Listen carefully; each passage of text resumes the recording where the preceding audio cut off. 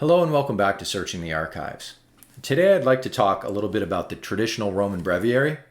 This is the 3-volume edition by Baronius Press. It's the 1961 edition of the Divine Office. It's the version that Pope Benedict XVI approved in his apostolic letter Summorum Pontificum.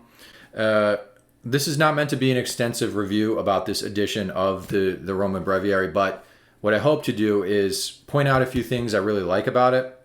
And it's also not meant to be like, a contrast between the current Liturgy of the Hours and this version. It's mostly, I enjoy aspects of both. But I do think there's a few things in this edition that really have helped my prayer life and helped me to grow in my connection with God. So I'd like to point those out, hopefully in a multi-part video series, with this being part 1.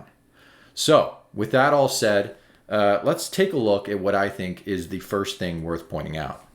So, as many of you probably already know, the Divine Office is the prayer of the church. It's the prayer of the bride to the bridegroom. And I think it's second behind the Holy Mass in terms of importance. But what I really like, again, about this edition is that before each hour, and let's take Prime on Wednesday for an example, it really does a good job of putting you into a mindset or a mentality for the day's prayers. So Prime on Wednesday is entitled Life or Death. Prime is the hour of preparation for the day's battle. On Wednesday, we are in the midst of the week's battle with sin.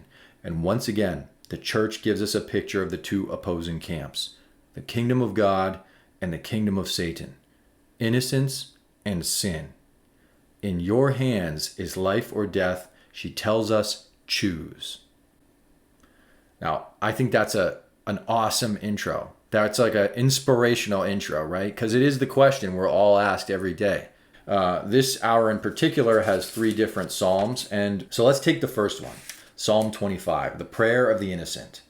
It says, "The way to God's kingdom is an innocent life. Happy is the man who has a clear conscience." So you have lines in here like, "Judge me, O Lord, for I have walked in innocence. I trust in the Lord and shall not grow faint. For your mercy is before my eyes, and I have delighted in your truth." So, Wednesday at Prime, we see the way of life set before us. Now it goes to the way of death with Psalm 51, the hardened sinner. With a frightening picture of the sinner and his final end, eternal ruin, the church strengthens us in our battle against sin. All the day long your tongue plots injury. Like a filed razor you work your deceit.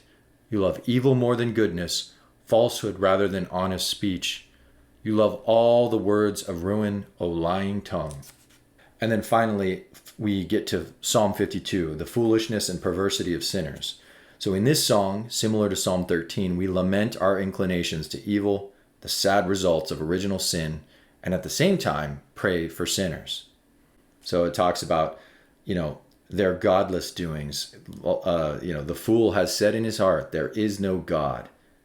So it's almost as if this particular prayer on this particular day at this particular time is saying to us in a strong way, remember, O man, that you are dust, and to dust you shall return.